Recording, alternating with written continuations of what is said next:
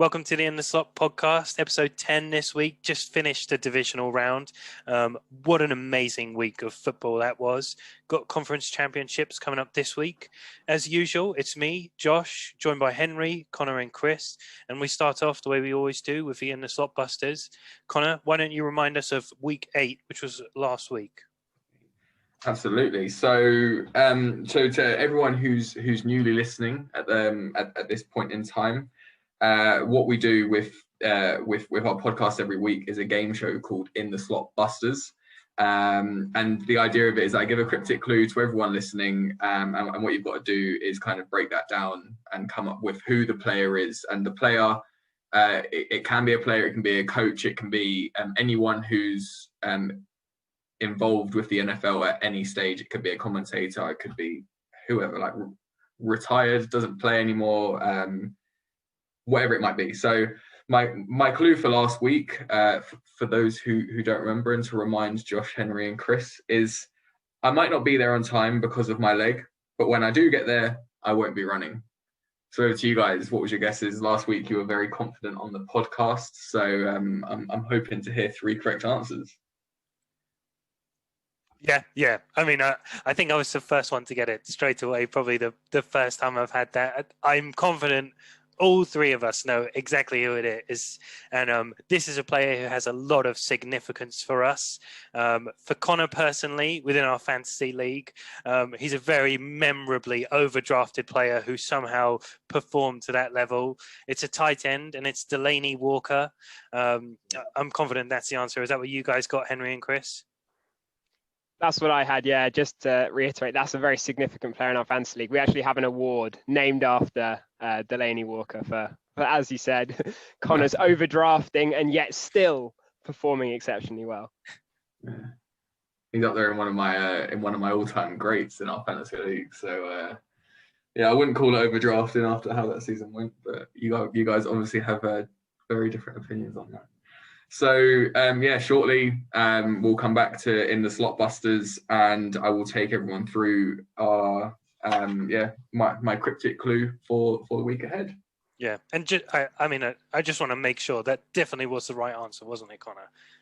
Yeah, it was Delaney Walker. Yeah, it was Delaney Walker. Yeah. And just to break that down, the idea of it for everyone who was listening, just to go through that, just to explain how this kind of game works is, so I might not be there on time, delay.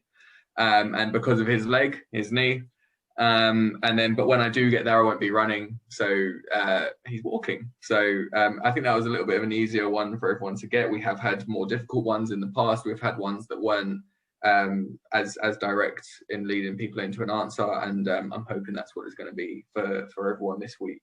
And we'll come back to it shortly. Have we got a league table yet, Connor? I thought we were going to get we have not. But I can produce one, and we'll come back to it. Well, I can tell you we've had 8 weeks so far, and of those weeks, I think Connor has bamboozled us and all of our listeners for 2 of those weeks, not for 3, and we've got it correct on 6. So, yeah, obviously Connor's mixed it up. It's nice to see it differently. Hopefully, we'll get some actual guesses from the fans, and we can maybe set up a leaderboard including fans versus Connor. That's what we're really looking for. But yeah, we'll see how that one goes. But obviously, before we get back to the In the Slot Busters for this game week, first of all, we're going to look at the booms and busts of the week past. So for the divisional round, now most fantasy football's finished, but this is predominantly for daily fantasy football like DraftKings and such. Henry, let's start with you. Any booms or busts you had on this week? I do, yeah. I actually have one of my favourite players from my favourite team with a really nice boom this week, and that is Alan Lazard. I do think Lazard's probably the reason why the Packers held off drafting a receiver this past season. He's had some trouble with injuries, but a really nice game this past week. 96 yards and a touchdown, including that was a nice long touchdown. Did also drop a potential touchdown, but that's sort of been the story of his career so far. Immensely talented. Great to see him go off.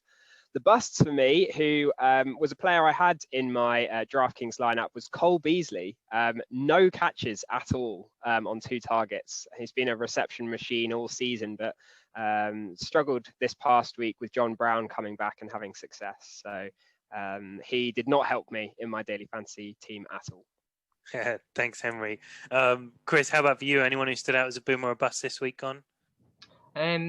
A couple of the key players that you'd expect. Travis Kelce, obviously number one tight end for a number of years now. He had a really good game, as I think everyone was expecting if you paid up for him in your daily sports.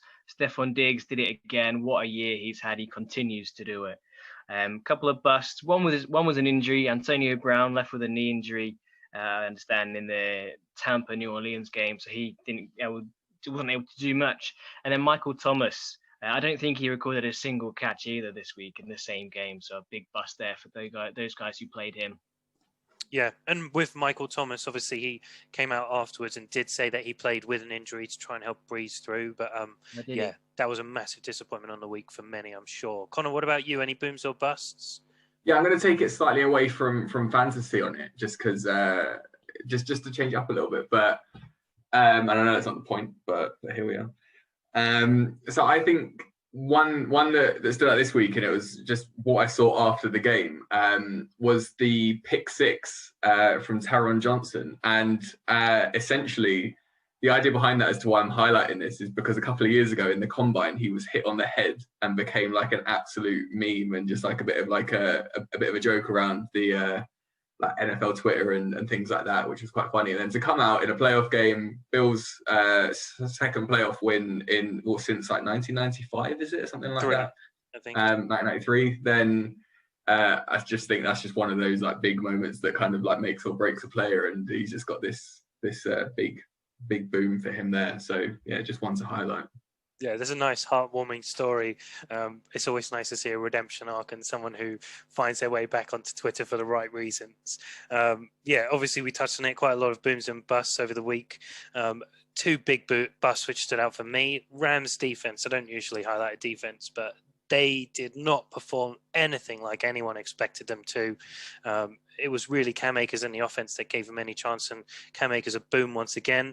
And the final bust for me, Lamar Jackson.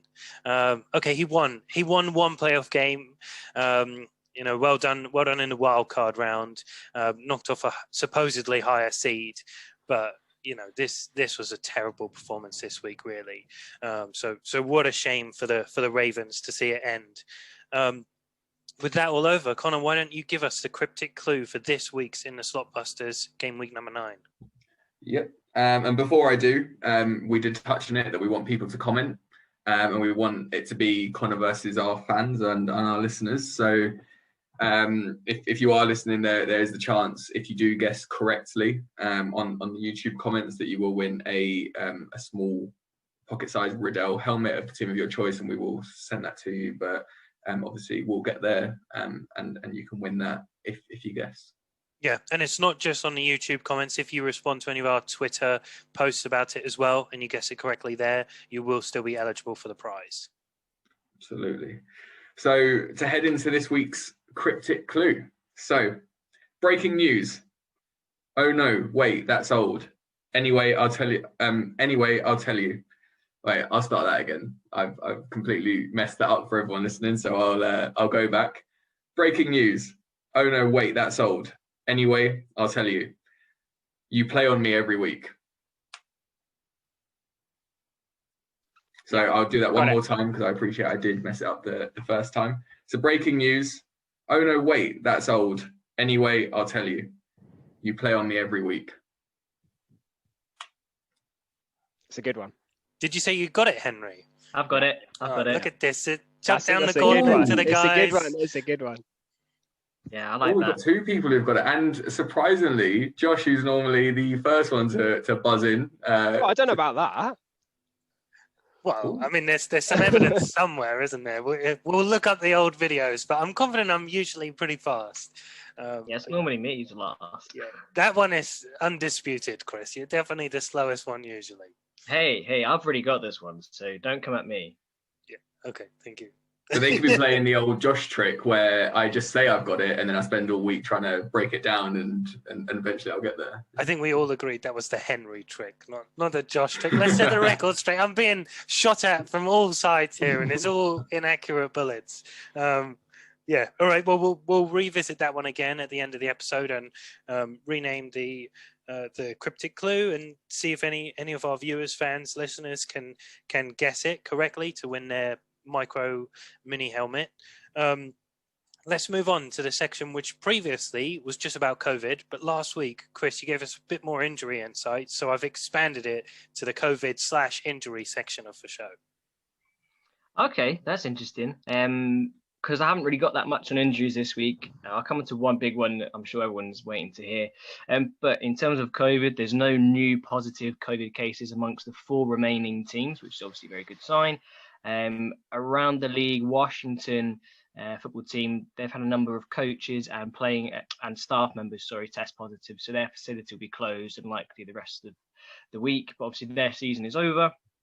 Now, the biggest injury really was Pat Mahomes. Obviously, was ruled out of the end of the Browns-Chiefs game, and he's in the concussion protocol, but he's practicing lightly from what I can hear from reports and beat reporters.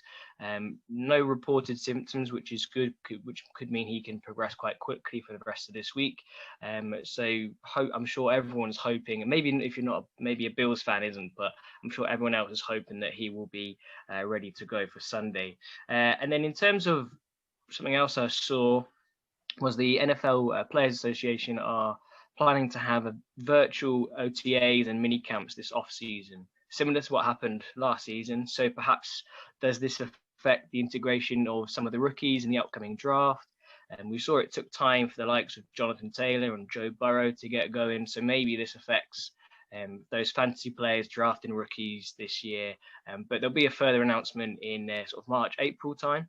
And then regards to the combine for the draft, there's going to be no in-person workouts for this one, only pro days at the university and campuses, alongside virtual interviews and limited in-person medical exams. So it'll be a strange one again, I think. Yeah, and I expect to see quite a lot of respective views of prospects who went too low compared to how they perform. And, we won't see overdraft in the same way because Combine always impacts that. But it's going to be such a shame. Such a great event to really bring you closer to the draft prospects. But yeah, thanks for the update, Chris. And Henry, now I'll hand it over to you. You had a section revisiting the head coaches again this week. That's right. I've got to start off my section this week with an apology. And that apology is definitely to Andy Reid. I've re-listening to last week and watching the display he put on this week. I'd like to backtrack on my words. For me, Andy Reid is the best head coach in the NFL. I will reconsider that. The point that I wanted to make about it was we've had the discussion before. I think me and you in particular, Josh, about what do you want out of a head coach? And I think my point is that if I wanted an offensive scheme, if I wanted someone to come in and plan my offense for me, I would still pick Kyle Shanahan. I think he's that sort of mad creative genius that can scheme you up an offense. But I think Andy Reid showed this week that with his in-game decisions, clock management, management of players and preparation, the culture he's created, that he has created something at the moment that no one else has quite managed in the NFL. And I thought the 4th down decision, which I think you're going to talk about, Josh, just sort of typified that, throwing on 4th down, trusting Chad Henne, him being prepared to go in and do that. I thought it was just a masterclass, really. The team didn't panic, and they pulled through in brilliant fashion. And I think if you were setting an under/over for how many Super Bowls Mahomes and Reid would win, I think 3 is probably a fair amount because it's going to be so difficult to stop them. I said a couple of weeks, it must have been a couple of months ago, that what I really want to see is Bills Chiefs in the AFC Championship game, and that's what we've got. So this is a shorter section this week, but I just wanted to say, sorry, Andy Reid, you were right. You proved me wrong, and congratulations. And I am so stoked to see Bills Chiefs this week. As we go forward and talk about the head coaches a little bit, I think we can sort of mix in the discussion about what you look for in a head coach, but the answer is Andy Reid, I think. Yeah, Yeah, exactly, and I'll echo that. Obviously, I was on the Sean McVay side of the argument, but yeah, you know what, he proved us wrong. Well done to Connor, who set the thumbnail for the video and chose Andy Reid, and Chris, who battled his case on the pod. Obviously, you two were definitely right in that spot. But you put it perfectly, Henry. It's so easy to discredit the decisions which Andy Reid makes in the game when he chooses to throw on fourth down. If you're sat there thinking, well, he's got the best quarterback, possibly to ever play the game, we'll see. But certainly the best quarterback right now. And that's a great point, Josh. And I think Andy Reid can win with Mahomes. Lots of people can win with Mahomes. Andy Reid's also won with Donovan McNabb, Alex Smith. He changes the offense subtly, but at the base of it, he has a formula and an offense that wins. And I think if you gave him Alex Smith this season, they'd still have made the playoffs. But with Mahomes, it's just unfair. It really is unfair. And you remember, I'm going to do a little story later on about the Mahomes trade, but he traded up to draft Patrick Mahomes. Mahomes went number 10. There were plenty of teams that could have picked Mahomes. So you have to give him credit for that as well. Yeah, absolutely. Yeah, definitely. And I'd forgotten about trading up to number 10. So yeah, but even bigger point there. And what it brought back for me, and really in my mind, was, I guess, an analogy, or a comparison probably, of head coaches and poker players. And poker has changed drastically. If you follow it, I'm an avid poker fan. Over the past 20 years, we've really seen a massive shift in poker towards stats, just like we see in the NFL and analytics. And, if you base your decisions on stats, you're always going to have the maths behind you. You put yourself in a position to win. You make the decisions which you need to make, and you win more often than you don't. The thing which still remains prevalent at the top level of poker, and still remains prevalent in the NFL at the top level of coaching, is sometimes you've got to realize when it's not in your favor.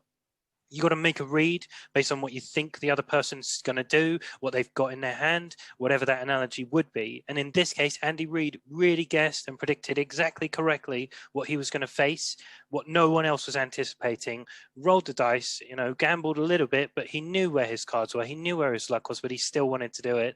And, fair play to the guy. He won. He's got his team into the conference championships as a result. He didn't give Baker Mayfield a chance to run down the field on them and then give him a run for his money with Chad Henne still at quarterback. And it's far more, it takes a lot more as a coach, like you said, the preparation, Henry, to manage a quarterback going out injured in the middle of a game than knowing you don't have him from the week start. That takes so much effort and time on everyone's perspective to do that. And you must limit Mahomes' snaps in training, everything to benefit it. So, well played, brilliant. And yeah, my biggest question is, how many years away from everyone hating the Chiefs, Andy Reid and Patrick Mahomes, like everyone did with the Patriots, Bill Belichick and Tom Brady, are we really? And I think, it's a different offense. Everyone loves it, but surely we're going to reach there soon. What do you think, Henry? Isn't everyone going to hate the Chiefs?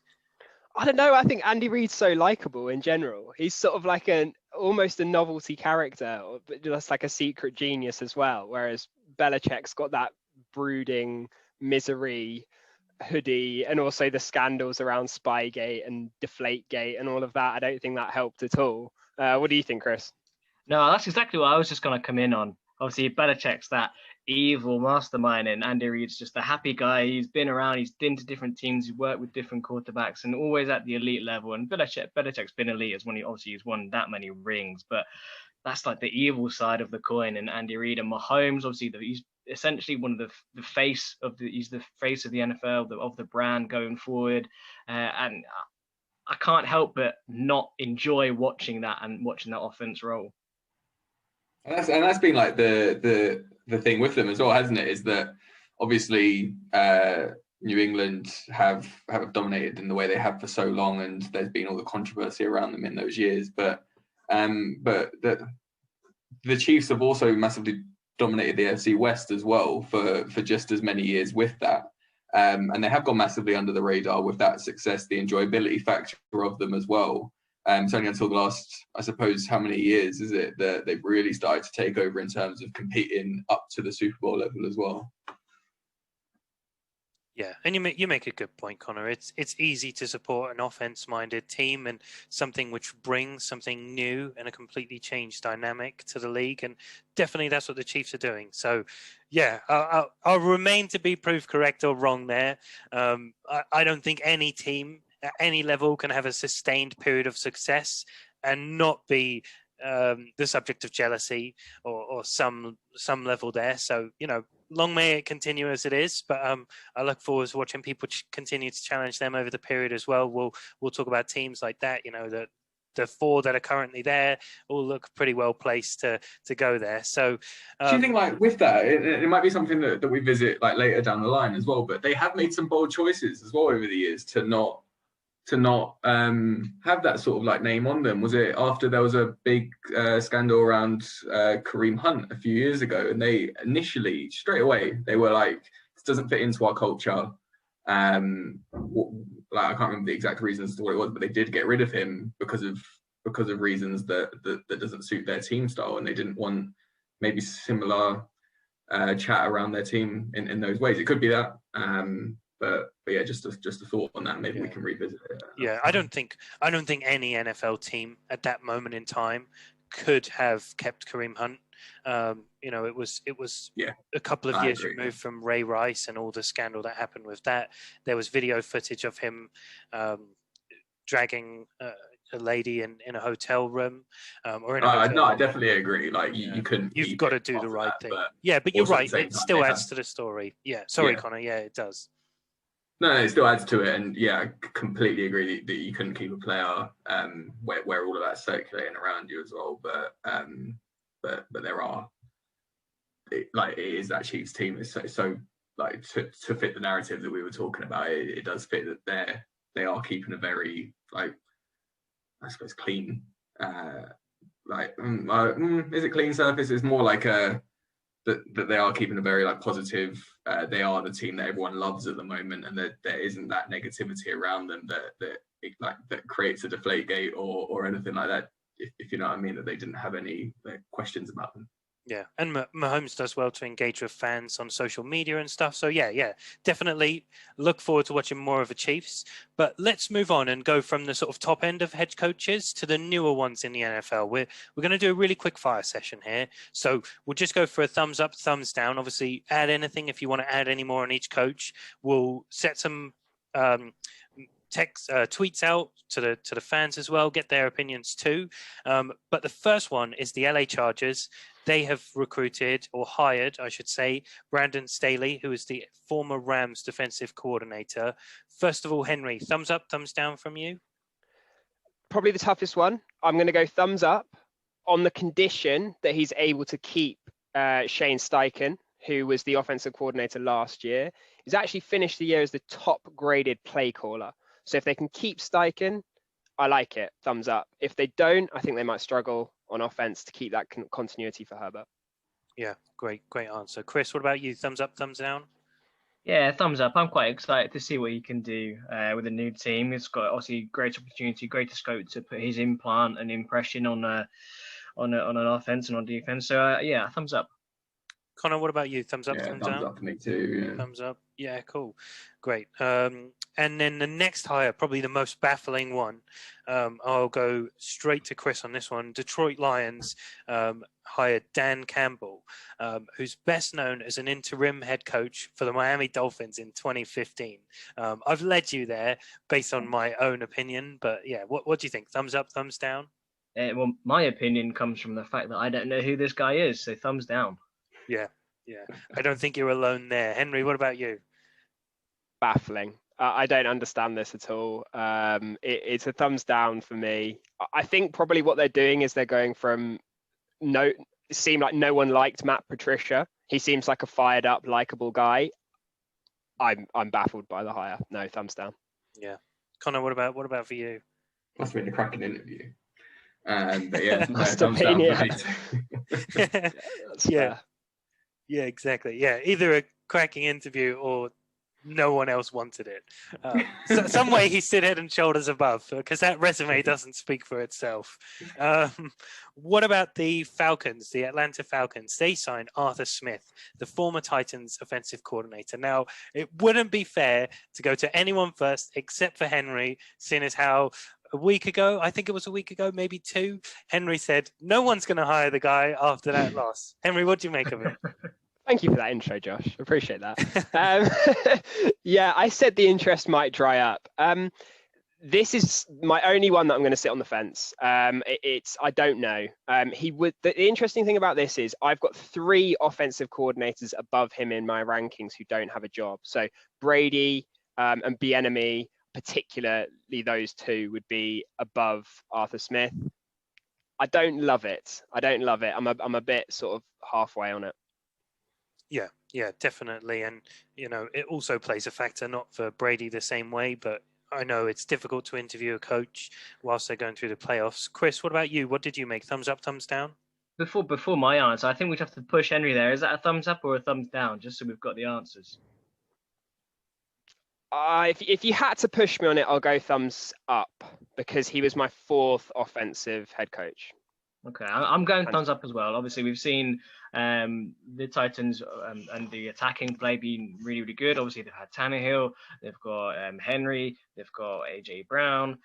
So they've got talent. He was leaving talent. He's going to the Falcons. Matt Ryan, if he's there, not sure what they'll do at running back, but obviously they've got the receiving core. So I think he's got a good opportunity in Atlanta if they can sort out the defense. So I'm thumbs up for that one. Yeah, Connor, what about you? No, I completely agree. I think that Falcons offense can be really exciting. So if he does get the tools and he keeps the tools that are there as well, I think it could be a great move as well. So yeah, thumbs up. Perfect. And we've already been doing it that way. And just to reiterate, especially with this next one coming up, this is from the organization's perspective of if it's a thumbs up or thumbs down. I think that's really important to stress before we move into the next candidate, which is the New York Jets hiring Robert Saleh. Connor, from your side, is that a massive thumbs up or is it a thumbs down? I think, to be honest, we should really do what you just did to Henry and put this straight back to you, because you have single-handedly made us the Robert Saleh supporters fan club podcast. So I'm going to chuck it straight back in your direction and let you give your full analysis. Yeah, I love it. Well, thank you, Connor. I will take your thumb up or thumb down this round then. But yeah, you're right. I mean, I love Robert Saleh. I think he is the black sheep as I define him in this batch of current potential head coaches. Very much a culture guy. And I think if you're going to look at the Jets now, there's no team that's better suited to build a culture than a team that doesn't have any divas, any separate stars on it. And I think he's in the perfect spot for him. So on reflection, thumbs up, massive thumbs up for Robert Saleh and a massive thumbs up for the Jets. Henry, what about for you? Yeah, I think what you're saying there is no one's good enough to be a diva on the Jets. Thank you. I agree. I really agree. Yeah, I think it's similar to, I think it's what the Lions were trying to do, a culture where the players didn't want to play for the head coach to one where they're going to love playing with him. And from, getting rid of Patricia, getting rid of Gase, bringing in Saleh. I really like it. Yeah, do really like it. I would have gone Brian Daboll. I really would have liked Brian Daboll, the Bills offensive coordinator in New York. But I think Saleh was the Jets' top choice. They got him. I think it's a good pick. Yeah. Chris, what about for you? Thumbs up, thumbs down? I mean, anyone is better than Adam Gase, so thumbs up. Yeah, that's a very, very easy criteria to mark a thumbs up. And Connor, I stole your thumb up or thumbs down opportunity. This one will be my bonus thumbs up. What are you giving? Up or down? 100% a thumbs up as well. And yeah, I agree with Chris. It's the only way is up at the moment. He's got... from his point of view, he's got a really exciting opportunity to make a complete impact. Like the bar is quite low, and he's got all the tools now to change that. Yeah, I'm going to come back and use both of your logic against you in a second. So just hang on. But before we move on to that part, the final hire so far has been the Jacksonville Jaguars, and that was obviously the first hire as well. It was Urban Meyer, former Ohio State head coach. Obviously, he's been in the college setup for ages, had great success there, retired recently. He's been famous for coming out saying that he doesn't want to coach anymore, suddenly had some health problems, gave up for a bit, came back. So be very interesting to see how he transitions to the NFL. Henry, any thoughts, thumbs up or thumbs down on that hire? I think the Jags were the only place he was ever going to go. I think that was the only place he was interested. I'm okay with him going to the Jags and sort of having that almost like a GM role where you're overseeing the operations. He's probably not going to be coaching or things like that, or calling the plays even. So I'm going to say thumbs down, but I think if he gets a good offensive coordinator, it could go well. I'm going to go thumbs down for now, though. Yeah. Chris, what about for you? Thumbs up, thumbs down? Yeah, this was the only one I was, apart from Dan Campbell, who I have no idea. This was the only one who I'd heard Urban Meyer's name. He's been around a long time, as you said, in the college game. For me, I'm similar to Henry. I'm not sure how much hands-on he'll be in the coaching aspect. I'm excited to see how he does, or if he can do anything, but this is a thumbs down for me, I think. Great, thanks, Chris. And Connor, what about you? Thumbs up, thumbs down? I think it's a bit of a thumbs up. I think there's some real excitement that can be brought out of college football for him to again come in and make a mark in the early weeks, I suppose, and then obviously from there we'll see how that kind of carries on. But I think initially coming into a new season, it could be a bit exciting to keep an eye out on them as well. So yeah, it's a thumbs up. Thank you, Connor. I'm so pleased we haven't all had up and down for the exact same candidates. Now, I said it before. I'm going to come back to you, Connor, and you, Chris, and I'm going to use your own logic against you. If anyone could be better than, or would be better than Adam Gase, if the Jets had signed Dan Campbell, would that have been a thumbs up? Chris, go first. I'm going to go because even though I've never heard of the guy, every player that leaves Adam Gase seems to get better. We see it with numerous players, Tannehill, Robbie Anderson, everyone has got better. So I'm going to go Yeah, Connor, what about you? Well, it's Chris's words, not mine. I just joined in. Yeah, you just joined in. Are you going to tag on again? No. Like, probably not. Because I think he's obviously in as an interim as well. So I think with like the difference with Robert Saleh is there's a future being built, and the idea of it is that there's more. So it's not necessarily that anyone could be better. It's just more that there's actually a full structure that needs to be put into place as to what is going to make this better and what do we know about how this is going to be made better. And we already made those comments already as we were talking through it, is that who is Dan Campbell and then his interim coach and what impact is he going to have, and that is completely for fans, it's completely into the unknown. I would still counter that with Adam Gase should not be coaching. That's my answer. Just Adam Gase is no. Yeah, I mean, rewind 3 years ago. You've teased nicely to the next part of the pod, but we'll talk about Adam Gase in a bit more. But I think you're absolutely right, Connor. I mean, surely Robert Saleh's got a 3-year contract guaranteed. Basically, he's got this foundation plan to build with. So hopefully that factored in. Hopefully he negotiated well. As you said, we are the Robert Saleh pod, especially now the Browns are out. We got to root for someone in there. Well, great. We did a quick fire of the head coaches and the hiring routes for those. Obviously, there's another spot which, particularly close to my heart, is up for a current hiring cycle, which is the Seahawks offensive coordinator spot. This is a real who's who of head coaches 3 years ago that probably we would have all given thumbs up to at that time or saw very highly. You've got Adam Gase in there. Obviously, Chris gave a very scathing review of him. We've already made some jokes if he did get hired for the Seahawks, what that would mean for the Seahawks and for me as a fan. So fingers crossed that doesn't happen. You got Anthony Lynn, obviously probably didn't do too bad, but made some very questionable decisions throughout the year. Doug Peterson, who, 3 years ago, we were looking at him as one of the best coaches in the league. things have changed drastically since then. Then you've got the Kansas City quarterback coach, Mike Kafka, who's basically been ruled off the table.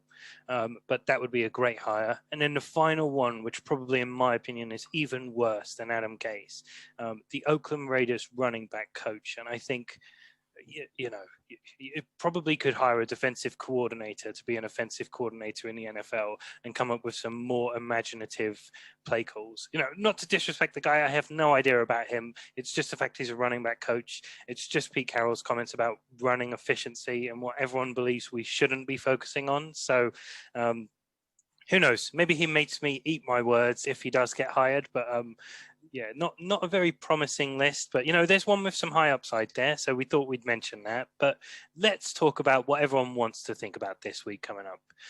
It's the battle of surely the 4 best quarterbacks in the league right now. You've got Tom Brady going up against Aaron Rodgers. Tom Brady has not been nothing like he was built to be at the Buccaneers. He's the man who doesn't age, seemingly, and he's gone from strength to strength as he's had more time to gel with his team. And then you've got Patrick Mahomes and Josh Allen, who are 2 of the brightest stars in the league. Henry, I'm sure we could all talk for days, but what are your thoughts? Just love it. Yeah, it's the 4 that we wanted, and as you said, Josh, the most telling thing about it is these have been the best 4 quarterbacks this season in the NFL.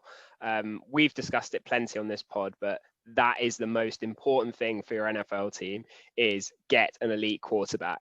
I think a few years ago, the landscape was slightly different, where you could win with an above average quarterback. You could win with maybe a Tannehill, maybe a Jimmy Garoppolo, that sort of style. You could win playoff games with them.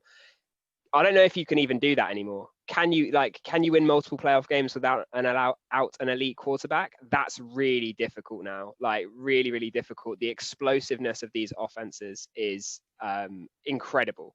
All 4 teams incredible to watch. Obviously, as a Packers fan, it's going to be a nervy game coming up against Brady at Lambeau. Sounds like there'll be some weather. So that'll be really interesting to watch. One of the things I think that will happen this week is, although there's predicted to be snow, I think it'll be a high scoring game. I think the receivers on either side will struggle less than the defensive backs. So look out for some points at Lambeau, even though the weather will not be good. But it really is a clash of the generations as well, with Rodgers and Brady, late 30s and 40s, and Allen and Mahomes just really starting their NFL careers. So I'm really, really looking forward to this. I think there'll be points. Let's hope Mahomes is fit. And I think it's just a message to every other team in the NFL is you need a top 10 quarterback who can run an explosive offense. Yeah, absolutely. And, that's what everyone is spilling it up to be, is the generational battle between quarterbacks of the NFC and the AFC.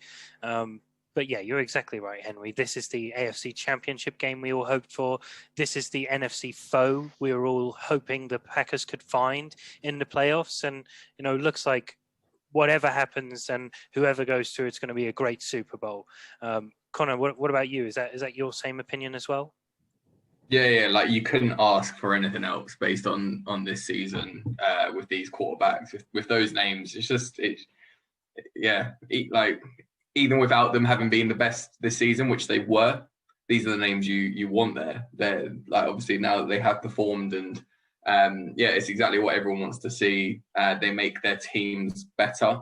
I can't remember who it was that took the catch. I believe it was a Bucs wide receiver. I just saw a very quick glance of it, but they make bad throws from these quarterbacks look like good throws that they were meant to be there, because these guys are the absolute elite, and we've mentioned it so many times before, but each and every one of those this season have made their team that little bit stronger. They've had that coursing through the veins of their teams, on both sides of the ball, where they've been able to get them to where they are right now. And it's going to be one of the most exciting weekends for it. And obviously, I think all of us can say that we'll be absolutely nailed on watching both of those games, just to see how these two come up against each other now. It's a really exciting weekend to look into, and you can ask for anything else. Yeah, absolutely. Chris, what about you? Yeah, much echoing these guys' thoughts. When we go into the playoffs, it's the most exciting time of the year, as you said. I think now we're in the end of the playoffs. I think the excitement's ramped up again. The Super Bowl is massive. To get to the Super Bowl is massive. So I'm really excited. Obviously, the Steelers went out, so less excited about those games, obviously. But this is someone else. I'm buzzing to see both of these matchups. Like we said, old versus new. I just can't wait. It's going to be so many points I'm hoping for in both games. We're just hoping that Mahomes is fit. But yeah, buzzing. The other thing I would like to just drop in here, just before we move on to the next segment, is that although this is the absolute elite, as the Browns podcast, it is complete commiserations that they didn't make it here. We would have loved to have seen the Browns in this position as well. I don't know who I would have taken out to replace them. Obviously, it would have had to have been the Chiefs. But it is a real shame as our support can now no longer go forward. So we are now just the Robert Salah fan club, and just wanted to add that one in there.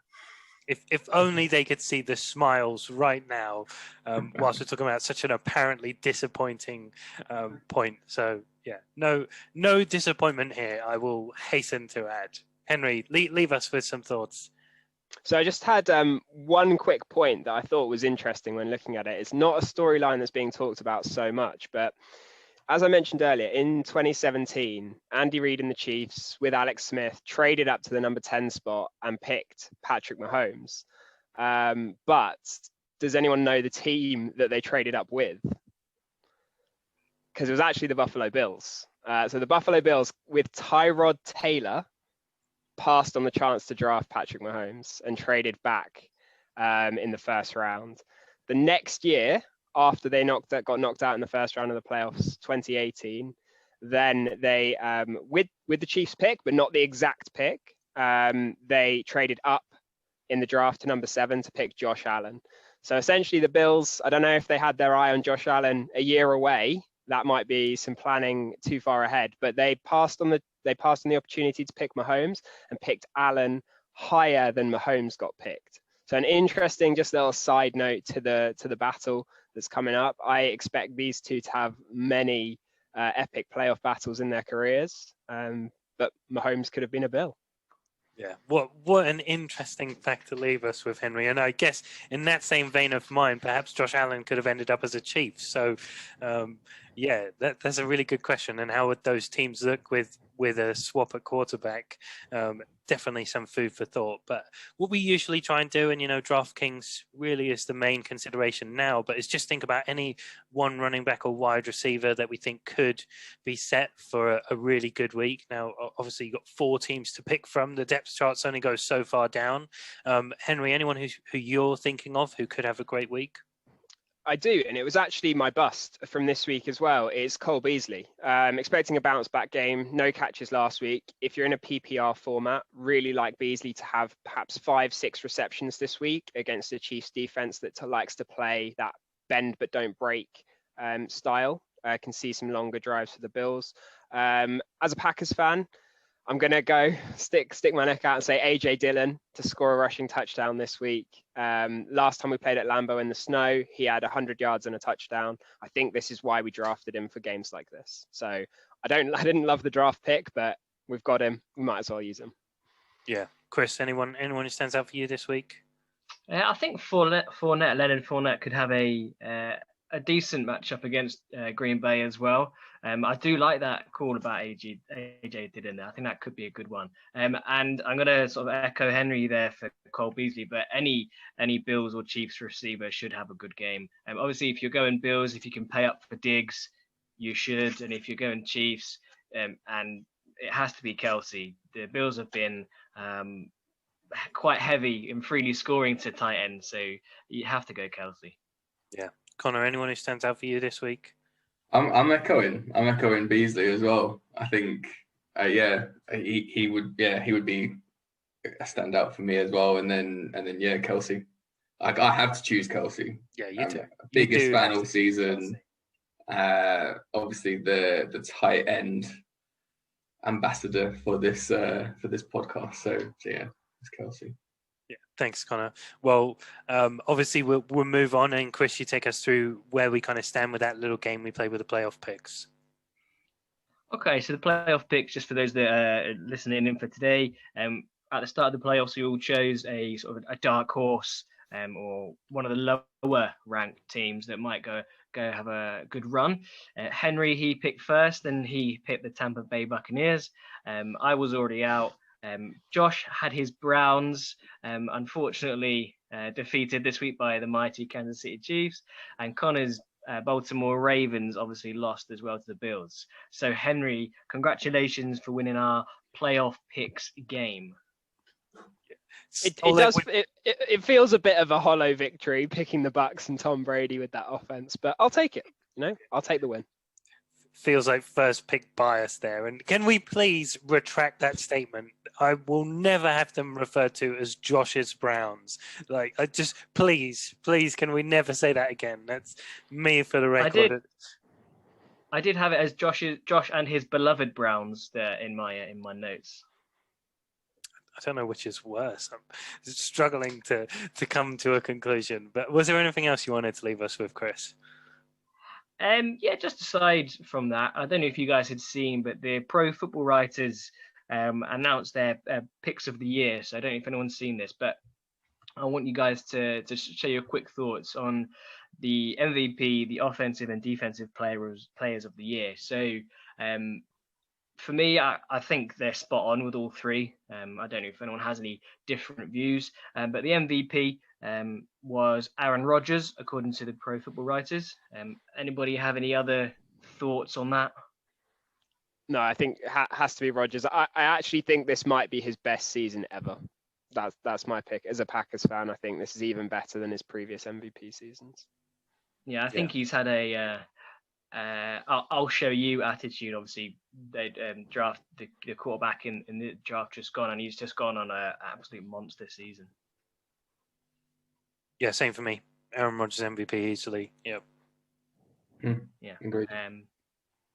Fantastic. The offensive player of the year, according to the Pro Football Writers, was Derrick Henry, the Tennessee Titans running back.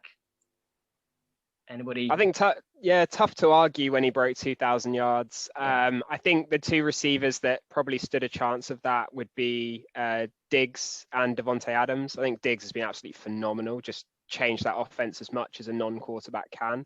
And Devontae's numbers were ridiculous, and he missed 2 games.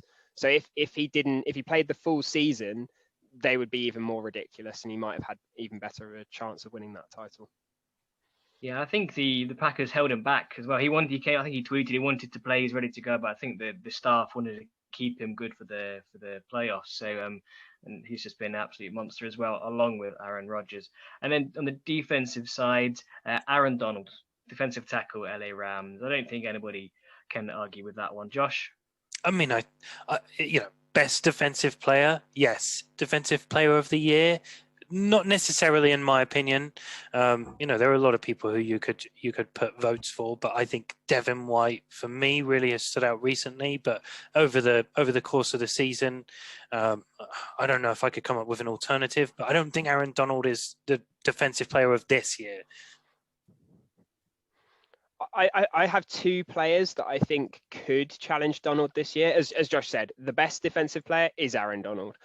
He's had another great season. I don't have any problem with him having that. I think Xavier Howard, the Miami Dolphins cornerback, led the league in picks, also had a very good season in coverage, not just the flashy plays. And secondly, TJ Watt of the Steelers, another great season, incredibly valuable, obviously sacking the quarterback, very impressive as well. So those would be my sort of top 3, all fairly close this year. Connor, any other names? No, not from me. No. Yeah, like I said, I'm pretty happy with all 3 of them. Like you said, offensively, you got Stephon Diggs and Devontae Adams, who equally could have taken that award there. And Aaron Donald, he's just so good. Yeah. Thanks for that, Chris. It's nice to have a live reaction as the first. Connor, Henry, and I have all all heard of those. So yeah, interesting to see. One last thing before we go to the In the Slot Busters again revisited for this week, but we want to say a big shout out, big congratulations to Sarah Thomas, who will become the first ever woman to officiate a Super Bowl. Amazing honor. Pleased to be able to mention that here. But Connor, why don't you take us back to the In the Slot Busters? Absolutely. So one last time before we head off for today's podcast is our Cryptic Clue. So breaking news. Oh no, wait, that's old. Anyway, I'll tell you. You play on me every week. So already we've got two very confident Chris and Henrys. And we are still waiting on a Josh reaction for this, but I'm sure he'll get it. I'm sure we'll get there. And then yeah, so for everyone who does want to take part and comment, whether it's on Twitter, Facebook, YouTube, and get involved with this, then make sure you do by about 8 o'clock on a Wednesday. That's when we film our podcasts, and that will give you a chance for a shout out in the podcast for your chance to win the prize. So thanks. Yep. Thanks. Remember to like, subscribe, and all that jazz.